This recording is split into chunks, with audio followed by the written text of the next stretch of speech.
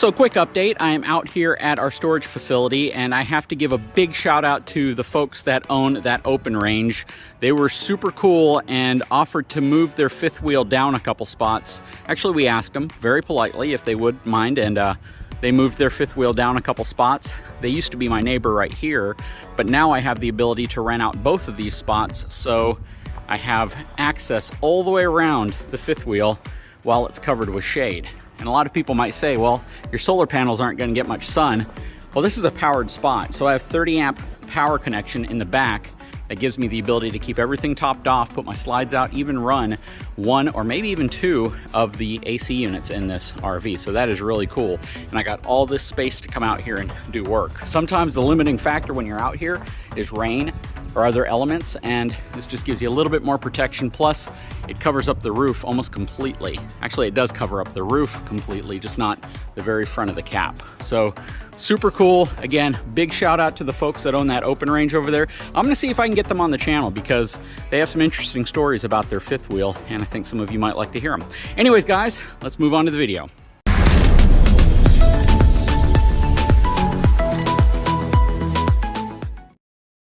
So we are out at the RV, and I've added this really cool DuraVolt 13 watt panel to the front of the RV. You may recall I've done videos on this before. I added one to the Vanley beacon, and I actually left it on the beacon, so when they picked it back up, they now have a solar charging system on the front pin box. I also put one on our Chaparral, but it was the smaller one. I think it was 8.3 watts. But yeah, this is the slightly larger one. This is the 13 watt solar panel, and it's kind of a battery maintainer. You don't need any type of a solar charge controller on it based on what the manufacturer says. This specific system is self-regulating according to them, and what's really nice is it magnetically attaches to the pin box. So in my case, I'm running the Reese Goose box, and it is the perfect size. It is taller and it's a hair wider than the 8.3 watt panel, so it definitely provides more charging capability. And what's super nice about it is if you look at the actual exposed area on this fifth wheel, it has much more full exposure in terms of pointing at the sun. So I have a lot more power that's going to be going through this panel to charge, or at least to maintain, the battery that's on board this unit. Whenever I decide on what type of solar panels and solar charging system I want to put on the RV, I'm definitely going to want to integrate this into it, because now that I'm in my covered spot, even though I have 30 amp of power connected to the back, if there's a major electrical issue or a problem to where there's no power out here, there's a power failure, or I just come out because there's a bad electrical storm coming through and I want to make sure, you know, I mitigate the risk of damaging the RV. Even if you have like a surge guard, something in place, sometimes it's just best to unplug your unit, especially if you're not occupying it. But if I come out and unplug the unit, I at least have this that's going to be able to maintain the battery. Or let's say after a hurricane or a tropical storm, if we lose power out here, I have the ability to charge it or at least maintain the battery from this panel up front. Anytime you look at an RV, even if you have a power disconnect switch on it, you always have the risk that there are things that are causing a parasitic draw. In my case, the tire link system from LCI is directly wired into the battery, so it's not wired to switched power, which means that it could be causing a parasitic draw on my system, or it most certainly would be. There are probably things like your smoke alarm, carbon monoxide detector, those things that can probably be causing a parasitic draw, even though you have your disconnect shut off. Sometimes your leveling system is actually hardwired, like on the beacon. The leveling system bypassed the power disconnect, which means that if I had it flipped off, the leveling system could still leave some type of a parasitic draw. So you can come out and find your battery completely dead. And if you have a typical lead acid battery or an AGM battery, you don't have that much flexibility before the battery potentially drops in voltage and can cause problems with your leveling system, with other electronics inside the RV, and you just don't want to take that risk. So keeping it topped off is paramount, and this is a really good way to do it. Now, if you go on Amazon, there are tons of products similar to this. I am very, very pleased with the performance of the DuraVolt product in South Texas. We have extremely hot, sunny, humid, windy days down here. We have tropical storms. We have all sorts of different things. And the way this panel is designed, in my opinion, is superior to a lot of those that are on the market. And I think what kind of backs that up are their reviews. Every time I do a review on this product, they pretty much sell out. And if you look at the reviews from people who have actually purchased this product and they talk about their experience with it, they're almost always positive. So I definitely recommend this for folks who are looking for a way to maintain the battery in their coach, their boat, maybe even a vehicle when it's in storage, and to come back to a battery that at least has a higher likelihood of not being dead or below that threshold to properly operate the equipment that you have out here. Now, of course, there's no guarantee that this is going to work for your specific setup. If you have old batteries, if you have a battery that's dropped down to below what it's able to support in terms of voltage and wattage, then you may need to get a new battery. If you have a parasitic draw on your system that's just too much to overcome with whatever the solar panel's providing the battery, well, it's not going to do much. It might help a little bit, but you could still come out to a dead battery. And in the case of the Vanley Beacon, we put this on. The pin box had much more of the overhang kind of covering it though, so there was a much shorter period of time during the day that this would actually provide a charge to the battery system.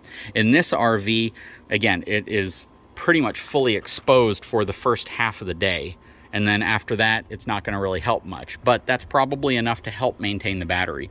Right now I'm plugged into shore power, so I don't think that that's going to be any issue for me. My shore power connection is providing power to charge my systems, to operate my slides, whatever I need to do while I'm out here, even run the AC units, which is one of the really nice perks of having a storage facility with actual power. And then you can see from up here, got plenty of room next to the RV now. So these folks were super, super cool. I even offered to pay a couple of months of their rent out here if they would move for me. And they watched the channel and they're like, no, we'll just move because we want to. They were super, super nice, and I have to give them a big shout out about that. So yeah, we are set up here. Everything's looking really good. We got the solar panel in place. Got the trickle charge going into the battery. Oh, and the way I wired it this time is different than how I wired it in the past. So typically I would run the wire up here, down, and straight to the battery. But I realized that that's kind of a waste of time to do it that way. The best way for me is now just to wire it into the junction box back here. I simply pop this down. I found the white wire and the black wire. On RVs and homes, you have to be very careful if you are used to wiring up like 12-volt electronics in vehicles, because typically red is power and black is ground.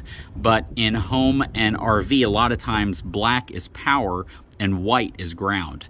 So you have to understand the difference there, right? Black is the opposite of what it might be in a car stereo install. So you want to be very, very careful. So in my unit, white is ground, black is power, and I have the black wire going to the red wire here, and then I have the white wire going to the black wire right here, which is the correct way to wire it up. So simply going into the box in here looks a lot cleaner. I have access to my fuse. I was testing everything when I was done with the multimeter, so looks really good, nice and clean. Don't have any more wires running down there, and I think it looks really good. I'm very happy with the move here. I absolutely love having the two spots because it gives me the flexibility to film. Typically, what I talk about is I can't even open the door when you have an RV right next to you, because if my RV was right here, if I tried to drop the steps, well, I'd be dropping them into the sidewall of this RV. But now that I have the flexibility of opening it up with this extra space, I can simply drop them down. And I still may do the upgrade to the steps, just because you never know when you're going to be at a truck stop or you're going to be in an area where you do have a vehicle next to you, whether it's a trailer or whether it's a vehicle or a car or truck, and you can't drop your steps down. So having an accordion style step, the Glow Step Revolution, which I installed on the Coachman that we had, is a pretty nice feature, and it definitely can come in handy in all sorts of areas, especially when it comes to parking, an RV next to another RV in storage. And just because I have these two spots doesn't mean I'm always going to have the RV parked in the center. I could very well move it closer here, so I could move my cargo trailer or one of my other trailers next to it if I need to protect it from the elements, if we have a bad storm coming through, something like that. So having this flexibility is going to work out really great for the channel. And again, a big shout out to the folks who own the open range next to us. That was very, very cool of them. I'm not going to mention their name because they may not want me to mention their name, but I definitely will give them a big thank you, a big thumbs up for helping me out. Anyways, guys, I sure hope you enjoyed this video. I came out here to do a couple things. So typically I would have kind of a battery bank connected to my SimpliSafe system, so I have my alarm system working and my blink and all that stuff. But now that I have power, I have the battery that's being charged by power as kind of a UPS, a backup in the event that we lose power. I still can watch my cameras, I still can access everything, and I added a smoke alarm to it as well. So now my SimpliSafe system's been expanded.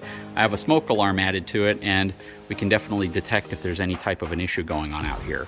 I also changed the AC settings. Typically I'd have the AC running on high or low with the fan and then just let the thing cycle on and off, the compressor cycle on and off based on the temperature.